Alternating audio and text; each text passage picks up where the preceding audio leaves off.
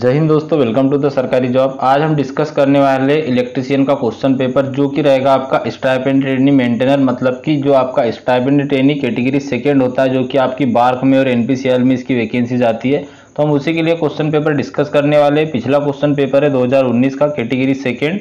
अब बात करें हम इसकी बेसिक जानकारी की, तो 150 अंक का क्वेश्चन पेपर होता है। 120 मिनट का यहाँ पर आपको टाइमिंग देखने को मिल जाएगा।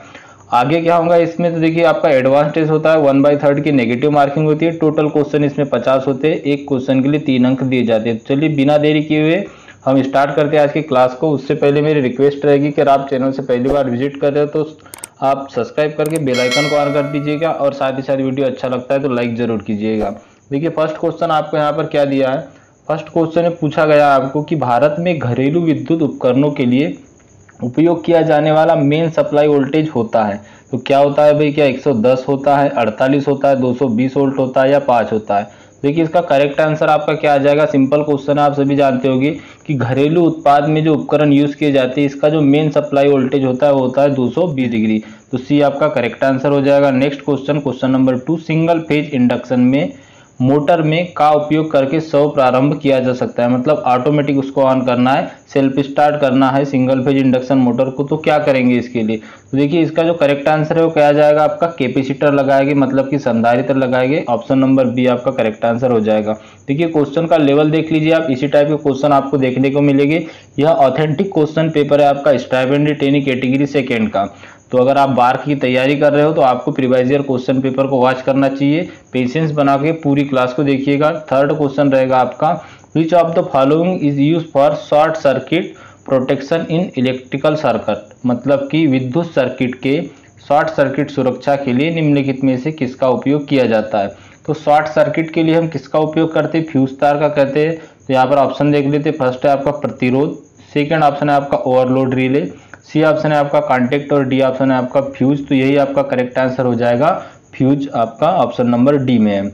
अगला क्वेश्चन है, संधारित्र की इकाई क्या है। ऑप्शन है एम्पियर, बी ऑप्शन है फेराडे, सी ऑप्शन है हेनरी और डी ऑप्शन है वोल्ट। इसका करेक्ट आंसर आपका हो जाएगा फेराडे। संधारित्र की इकाई क्या होती है, तो संधारित्र की इकाई होती है आपकी फेराडे।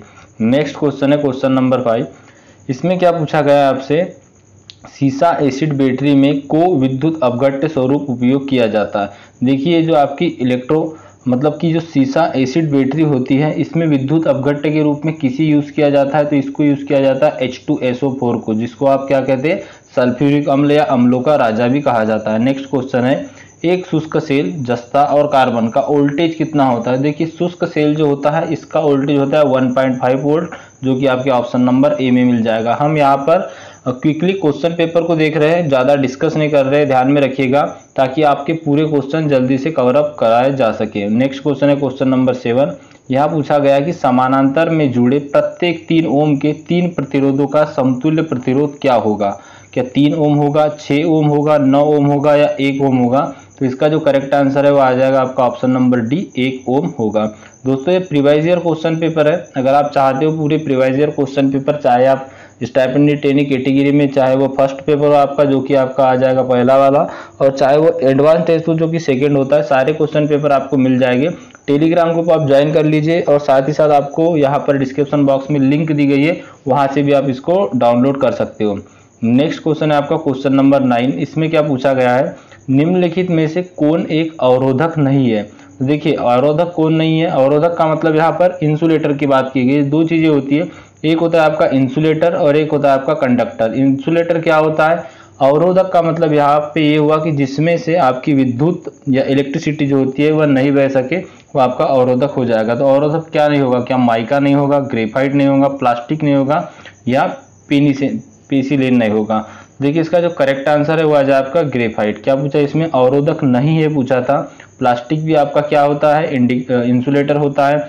इसी के साथ में यहाँ पर आप देख सकते हैं पेर्सिलिन भी होता है और माइका भी होता है। तो ऑप्शन नंबर बी आपका यहाँ से करेक्ट आंसर हो जाएगा। नेक्स्ट यहाँ पे, निम्नलिखित में से किस विद्युत उपघटन में सर्वाधिक दक्षता होती है।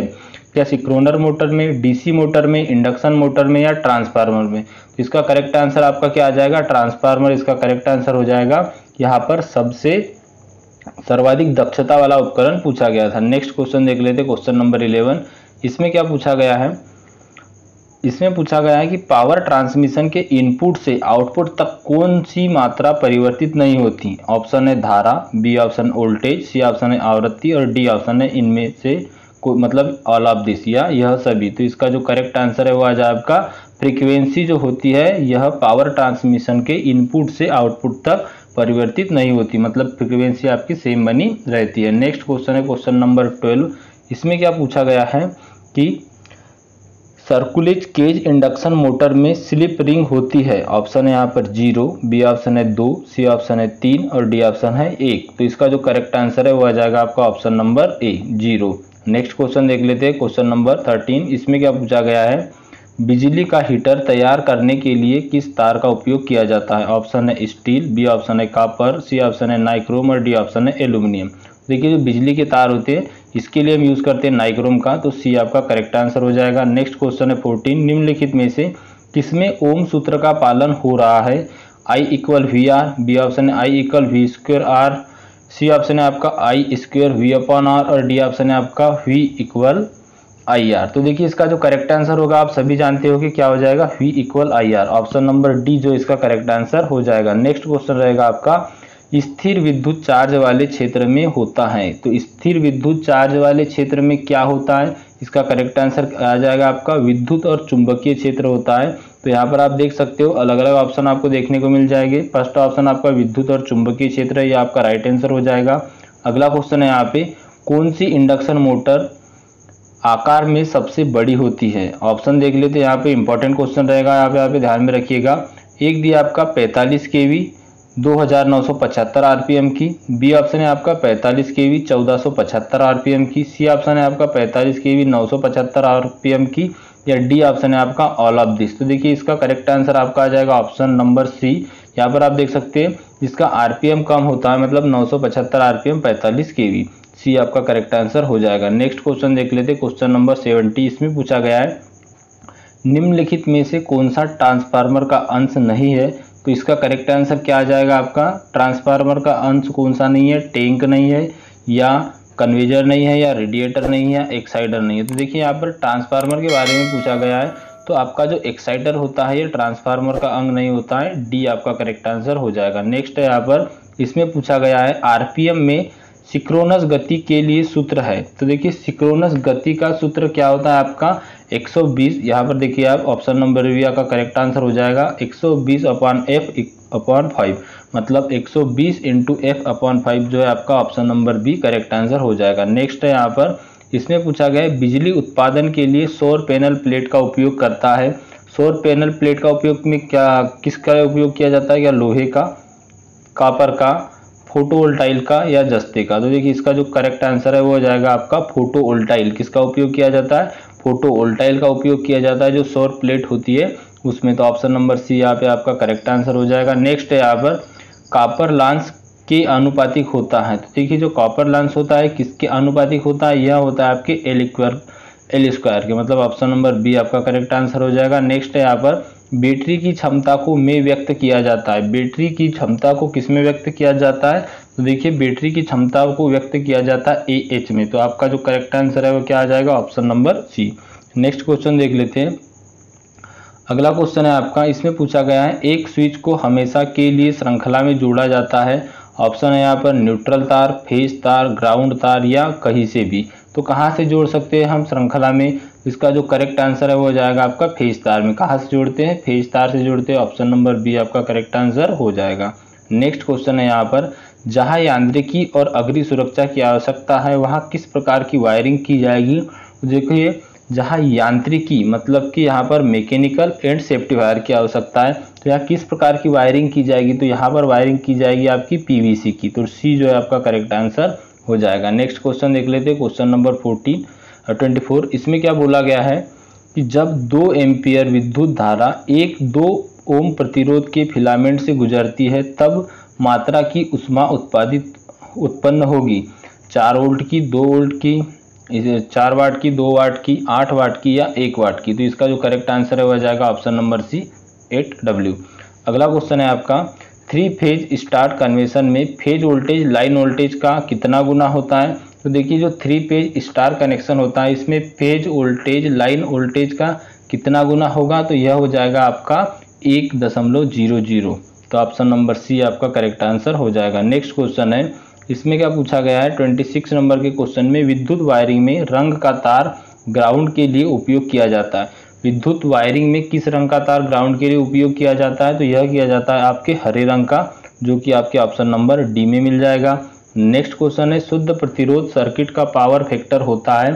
शुद्ध प्रतिरोध फैक्टर इसका पावर फैक्टर होता है 0, जो कि आपको ऑप्शन नंबर ए में देखने को मिल जाएगा। नेक्स्ट है, एक पूरी तरह से चार्ज किए गए सीसा एसिड सेल में इलेक्ट्रोलाइट का विशिष्ट गुरुत्व लगभग कितना होता है। ऑप्शन है 1.10, बी ऑप्शन है 1.05, सी ऑप्शन है 1.20 और डी ऑप्शन है आपका 2.10। तो देखिए इसका जो करेक्ट आंसर है वह क्या आ जाएगा आपका ऑप्शन नंबर सी 1.20।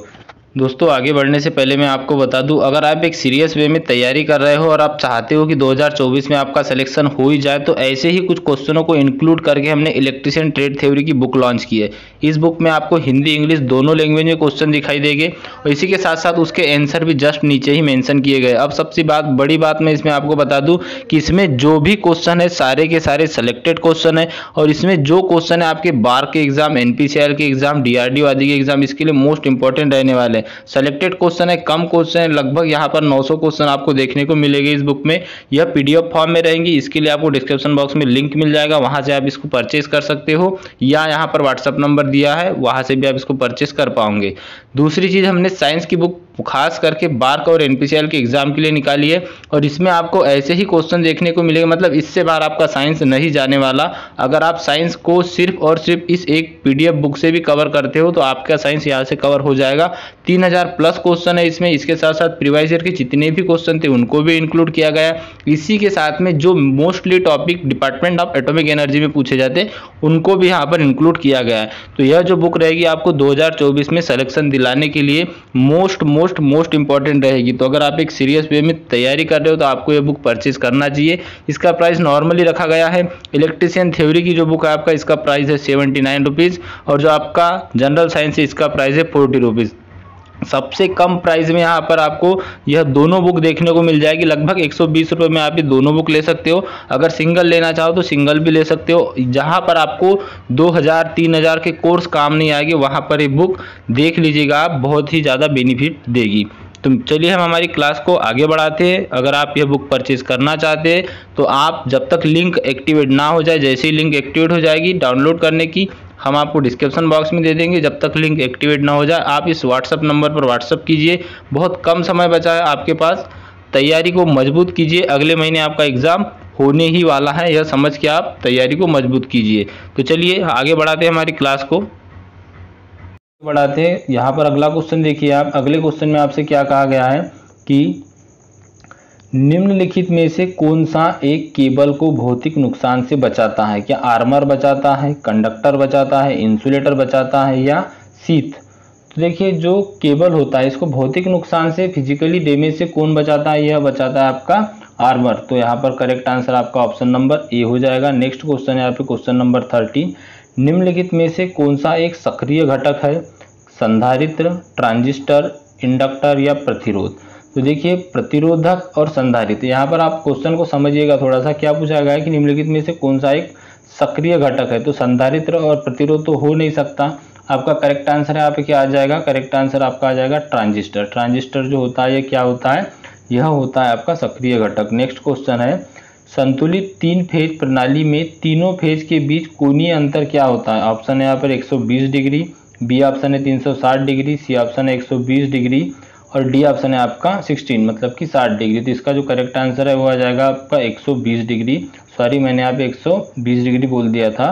इसका करेक्ट आंसर आपका ऑप्शन नंबर सी रहेगा 120 डिग्री। नेक्स्ट क्वेश्चन है, इसमें पूछा गया है 3 फेज 4 पोल और 50 हर्ट्ज इंडक्शन मोटर की सिंक्रोनस गति क्या होगी। ऑप्शन डी इसमें 1500 आरपीएम, 3000 आरपीएम, 1440 आरपीएम या 2880 आरपीएम। इसका जो करेक्ट आंसर है वह जाएगा आपका 1500 RPM, option number A. Next question है यहाँ पे, इसमें टोटल 50 क्वेश्चन है। पूरी क्लास को वॉच कीजिएगा ताकि आपको क्वेश्चन का लेवल पता लग जाए, कैसे क्वेश्चन आते हैं और आपको कैसे प्रिपरेशन करना है। नेक्स्ट है, अगर आपको वीडियो अच्छा लग रहा है तो वीडियो को लाइक भी कीजिए और साथ ही साथ कमेंट करके अपनी राय जरूर दीजिए। अगला क्वेश्चन है यहाँ पे, किसी एसी परिपथ का पावर फैक्टर है जहां फेज कोण क्या होगा। ऑप्शन है यहाँ पे sine theta, cos theta, tan theta या कॉट थीटा। इसका जो करेक्ट आंसर है वह क्या हो जाएगा आपका, इसका करेक्ट आंसर हो जाएगा आपका कॉस थीटा, जो कि आपको ऑप्शन नंबर बी में देखने को मिल जाएगा। नेक्स्ट क्वेश्चन है एफ श्रेणी इंसुलेटर का प्रतिबंधक तापमान कितना होता है। तो देखिए जो एफ श्रेणी के इंसुलेटर होते हैं इनका प्रतिबंधित तापमान होता है 155 डिग्री, जो कि आपको ऑप्शन नंबर डी में देखने को मिल जाएगा। नेक्स्ट है एक एचपी बराबर कितने वाट। तो देखिए एक हार्स पावर में कितने वाट होते हैं, तो इसका करेक्ट आंसर आप सभी जानते होंगे 746 वाट। नेक्स्ट क्वेश्चन देख लेते हैं। अगला क्वेश्चन है, इसमें क्या पूछा गया है, अगले क्वेश्चन में आपसे पूछा गया क्वेश्चन नंबर 36 आ जाएगा। जब दो समान प्रतिरोधों को श्रृंखला में जोड़ा जाता है तो समतुल्य प्रतिरोध 8 ओम होता है, और जब समानांतर में जोड़ा जाता है तो समतुल्य प्रतिरोध 2 ओम होता है। ओम में प्रत्येक प्रतिरोध का मान क्या होगा। देखिए बड़ा मजेदार क्वेश्चन है। इसका जो करेक्ट आंसर है हो जाएगा आपका 4। आप यहाँ पर भाग देके देख सकते हो, ऑप्शन नंबर डी जो है आपका करेक्ट आंसर हो जाएगा। नेक्स्ट है EHV प्रणाली का उपयोग आमतौर पर किस बिजली के लिए किया जाता है। बिजली के किसके लिए उपयोग किया जाता है, क्या उत्पादन के लिए, उपयोग के लिए, संचारण के लिए या वितरण के लिए। क्या पूछा यहाँ पे EHV। तो देखिए जो EHV होती है इसका उपयोग किया जाता है संचार मतलब ट्रांसमिशन के लिए, जो कि आपके ऑप्शन नंबर सी में मिल जाएगा। अगला क्वेश्चन देख लेते हैं। अगला क्वेश्चन है क्वेश्चन नंबर 38। सीसा एसिड सेल की धनात्मक प्लेट से बनी होती है। जो सीसा एसिड सेल होता है इसकी धनात्मक प्लेट क्या कार्बन से बनी होती है, लेड से बनी होती है, कॉपर या लेड डाइऑक्साइड से बनी होती है। तो यही आपका करेक्ट आंसर हो जाएगा, लेड डाइऑक्साइड से बनी होती है। नेक्स्ट है यहाँ पर साइन तरंग के लिए किस वर्ग माध्यमूल बराबर, यहाँ पर दिया गया आपको फॉर्मूला बताना है किसके लिए, साइन तरंग के लिए वर्ग माध्यमूल बराबर क्या होगा। तो देखिए इसका जो करेक्ट आंसर है वह क्या हो जाएगा आपका ऑप्शन नंबर ए 0.707। नेक्स्ट है यहाँ पर फ्लोरोसेट लेप का ट्यूब से भरी होती है। जो फ्लोरोसेट लेप होता है इस लेप की ट्यूब किससे भरी होती है, इसका करेक्ट आंसर आ जाएगा आपका HG&AR मतलब कि option number D. Next question है, इसमें क्या पूछा गया है, आमतौर पर एमीटर में प्रयुक्त शंख के प्रतिरोध का मान क्या होता है। तो देखिए सॉरी क्या बोला इसमें कि आमतौर पर एमीटर में प्रयुक्त शंख के प्रतिरोध का मान क्या होता है। इसका करेक्ट आंसर देख लेते हैं। ऑप्शन दिया है अधिक होता है, बहुत कम होता है, मीडियम होता है या वेरी हाई होता है। तो इसका जो करेक्ट आंसर है वो हो जाएगा बहुत कम होता है, ऑप्शन नंबर बी जो है आपका करेक्ट आंसर हो जाएगा। नेक्स्ट है यहाँ पर ट्रांसफार्मर की क्षमता को आमतौर पर व्यक्त किया जाता है KW में, MW में, MVA में या KVAR में। तो देखिए इसका जो करेक्ट आंसर है वह आपका क्या हो जाएगा, MVA इसमें व्यक्त किया जाता है। नेक्स्ट है विद्युत इस्त्री के तापमान को नियंत्रित करने के लिए का उपयोग किया जाता है। तो इसका जो करेक्ट आंसर है वह आ जाएगा आपका थर्मोस्टेट। किसका उपयोग किया जाता है, थर्मोस्टेट का उपयोग किया जाता है। नेक्स्ट है अगला क्वेश्चन 44 नंबर का। इसमें पूछा गया है व्यावसायिक ट्रांसमिशन लाइन में के कंडक्टर का इस्तेमाल किया जाता है। जो व्यावसायिक ट्रांसमिशन होते हैं इसकी लाइनों में कौन से कंडक्टर का यूज किया जाता है, क्या कॉपर के, एल्यूमिनियम के, चांदी के या लोहे के। तो इसका जो करेक्ट आंसर है वह आ जाएगा आपका एल्यूमिनियम के किया जाता है। तो ऑप्शन नंबर बी जो है आपका करेक्ट आंसर हो जाएगा। नेक्स्ट क्वेश्चन है क्वेश्चन नंबर 45। स्थिर अवस्था में इंडक्शन मोटर की स्लिप होती है। तो स्थिर अवस्था में इंडक्शन मोटर की स्लिप होती है 1.0। यहाँ पर डी जो है आपका करेक्ट आंसर हो जाएगा। नेक्स्ट है 46 नंबर का क्वेश्चन। इसमें पूछा गया आपसे मल्टीमीटर का उपयोग के मापने के लिए किया जाता है, क्या वोल्टेज मापने के लिए, धारा मापने के लिए, प्रतिरोध मापने के लिए या ऑल ऑफ दिस। तो इसका जो करेक्ट आंसर है वो हो जाएगा जो मल्टीमीटर होता है इससे वोल्टेज, धारा और प्रतिरोध तीनों को मेजर किया जाता है। डी इसका करेक्ट आंसर हो जाएगा। नेक्स्ट है यहाँ पर इसमें पूछा गया कि एक 1500 वाट स्लिप एयर कंडीशनर एक दिन में 12 घंटे संचालित होता है। एक महीने में कितनी विद्युत इकाइयों की खपत होंगी, एक महीने में 30 दिन मानते हुए। एक महीने को 30 दिन माना हुआ है, आप इसको कैलकुलेट कर लीजिएगा। इसका जो करेक्ट आंसर है वह आपका हो जाएगा 540। नेक्स्ट क्वेश्चन है कम्यूटेटर का हिस्सा है, क्या है हिस्सा, क्या डीसी मोटर है, इंडक्शन मोटर है, सिंक्रोनस जनरेटर है या ट्रांसफार्मर है। तो देखिए इसका जो करेक्ट आंसर है हो जाएगा डीसी मोटर, जो कि आपको ऑप्शन नंबर ए में देखने को मिल जाएगा। अगला क्वेश्चन है, निम्नलिखित में से किस पदार्थ में उच्चतम पराविद्युत क्षमता होती है। तो देखिए उच्चतम पराविद्युत क्षमता यहाँ पर ऑप्शन देख लेते हैं, हवा, बी ऑप्शन है आपका SF6 गैस, सी ऑप्शन है आपका कागज या पेपर, और डी ऑप्शन है आपका MD वाटर मतलब कि विखनिजित जल। तो इसका जो करेक्ट आंसर है वह आ जाएगा आपका F6G गैस। तो ऑप्शन नंबर बी जो है यहाँ पे करेक्ट हो जाएगा। नेक्स्ट और लास्ट क्वेश्चन रहेगा अपना कि सीटी का उपयोग मापने के लिए किया जाता है। ऑप्शन है यहाँ पे आवृत्ति, बी ऑप्शन है वोल्टेज, सी ऑप्शन है धारा, और डी ऑप्शन है टेम्परेचर या तापमान। तो इसका करेक्ट आंसर आपका हो जाएगा धारा मापने के लिए मतलब कि करंट मापने के लिए किया जाता है। ऑप्शन नंबर सी इसका करेक्ट आंसर हो जाएगा।